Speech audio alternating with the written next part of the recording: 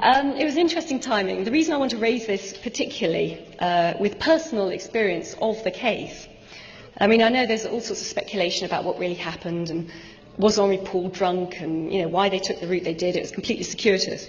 But David and I had personal involvement in it. Apart from the timing, which really screwed our lives over for about a year afterwards, about 2 months after her death, we had a mysterious phone call. And it turned out it was Mohammed Al-Fayed, who wanted us to go to Paris and look at some documents he'd been offered. So, at this point, we're living in a very remote farmhouse. Black Ritz Mercedes comes to pick us up and take us to Paris, and almost crashes twice. So that could have been a good headline. Anyway, we look at the documents. He's been offered these for sale from a guy who's very vague about how he got hold of them. Oswald de Winter. That's the one. These were documents purporting to prove that there was CIA and MI6 involvement in Diana's death. And they looked good. But if you knew what a document really looked like, what a proper MI6 document looked like, there were some simple errors, things like the date timeline, things like the addressee list. They just weren't quite right. They were forgeries. They were very good forgeries. And this would have been a classic strawman technique. Al-Fayed was asked for $20 million for these documents and probably would have paid if they were real, because he was desperate to prove that there was a plot against his son and his possible future daughter-in-law.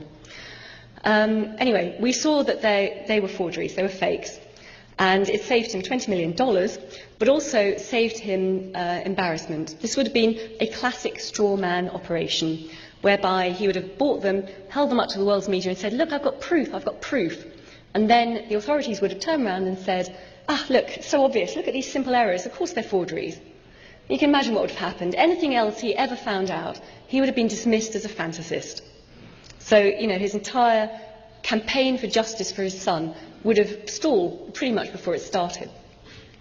Anyway, as the lady down there said, the guy who was trying to flog him these documents was a well-known con man called Oswald or Oscar de Winter.